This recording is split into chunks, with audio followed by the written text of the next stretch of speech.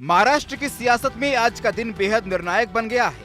नगर परिषद और नगर पंचायत चुनाव के नतीजे ने पूरे राज्य का सियासी तापमान बढ़ा दिया है। 2 दिसंबर को हुए मतदान की मतगणना सुबह 10 बजे से शुरू होते ही रुझान सामने आने लगे। हर जिले, हर नगर और हर पार्टी की धड़कनें तेज हो गई। हालांकि 23 नगर परिषद और नगर पंचायतों के चुनाव पहले स्थगित किए गए थे, जिन पर 20 दिसंबर को मतदान हुआ। लेकिन फिलहाल 2 दिसंबर वाले चुनाव के नतीजे ने माहौल को पूरी तरह से गरमा दिया है। 246 नगर परिषद और 42 नगर पंचायतों के नतीजे सिर्फ स्थानीय सत्ता नहीं बल्कि भविष्य की राजनीति तय कर रहे हैं। नगर अध्यक्ष पद की 288 सीटों पर नतीजे साफ नजर आ रहे हैं। शुरुआती रुझानों में सत्ताधारी महायुति ने जोरदार बढ़त हासिल कर ली है। 288 में से 210 सीटों पर महायुति आगे चल रही है, जबकि महाविकास अघाड़ी लगभग 50 सीटों पर सिमटती हुई नजर आ रही है। नतीजों के साथ ही पार्टियों ने अपने जीत रहे उम्मीदवारों की लिस्ट भी जारी करनी शुरू कर दी। ये मुकाबला सिर्फ सीटों का नहीं बल्कि भरोसे और संगठन की ताकत का भी है। शहरी इलाकों में मिले संकेत बता रहे हैं कि मतदाता इस बार स्थिरता और प्रशासनिक पकड़ को अहमियत दे रहे हैं। पार्टीवार आंकड़ों पर नजर डालें तो बीजेपी ने सबसे मजबूत स्थिति बनाई हुई है। बीजेपी ने 128 नगर अध्यक्ष पद जीतकर साफ बढ़त बना ली है। शिवसेना शिंदे गुट को 51 सीटों पर सफलता मिली है। एनसीपी अजित पवार गुट ने 34 नगर अध्यक्ष अपने नाम कर लिए हैं। कांग्रेस को भी 34 सीटों पर जीत मिली है, जिससे पार्टी ने कई इलाकों में अपनी मजबूती दर्ज कराई। वही एनसीपी शरद पवार गुट सिर्फ 8 सीटों पर सिमटती हुई नजर आ रही है।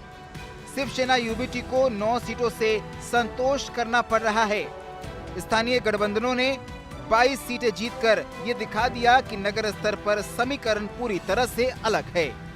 इन चुनाव में सबसे ज्यादा चर्चा अनोखे राजनीतिक गठजोड़ की है।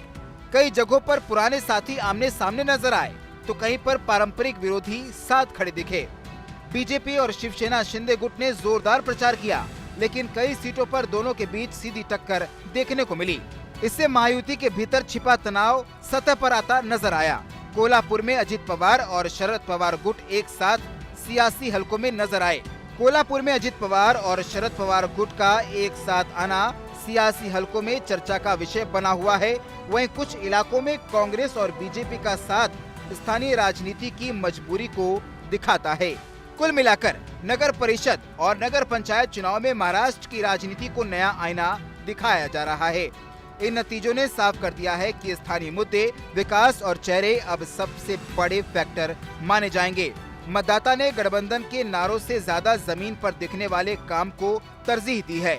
महायुति ने सत्ता और संगठन का फायदा उठाया, जबकि महाविकास अघाड़ी के लिए ये नतीजे आत्ममंथन का संदेश लेकर आया है। आने वाले विधानसभा और लोकसभा चुनाव से पहले ये नगर नतीजे सभी दलों के लिए संकेत भी हैं और चेतावनी भी। आपके मोबाइल पर तुरंत आएगी ब्रेकिंग न्यूज। स्क्रीन पर सबसे पहले दिखेगी बड़ी खबर। देश दुनिया की हर खबर एक जगह। अब आपके मोबाइल पर तुरंत फटाफट इंस्टॉल कीजिए न्यूज़ नेशन ऐप और रखिए खुद को अपडेट।